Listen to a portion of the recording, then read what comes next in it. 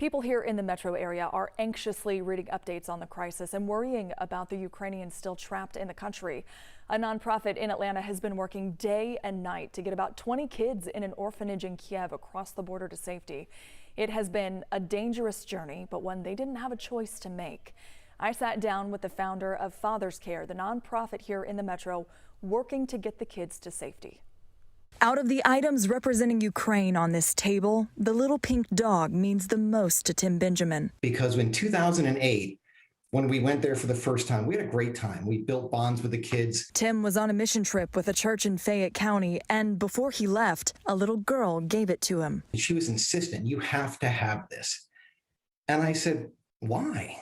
And she looked at me with this look of shock and surprise, and she said, because I don't want you to forget us. It worked. It was the best investment any human being ever made. 14 years later, his heart is still tied to the people of Ukraine. So he joined up with Jane Hyatt, the founder of Atlanta nonprofit Father's Care that runs and supports an orphanage called the Ark in Kiev. Love, love, love the Ukrainian people. The last few days have been about survival.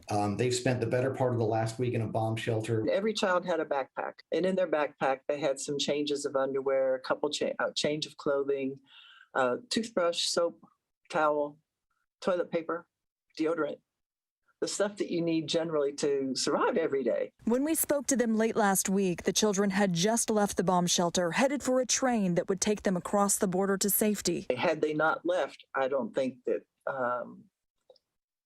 they'd be around. It's awful, frankly. I would say at least twice a night I wake up with a jolt and I wonder, are they alive? What happened to the building? What happened to them? Late Saturday night, we got word the group made it out of Ukraine and rode a bus safely into Germany, where they'll stay until they can go home, however long that is.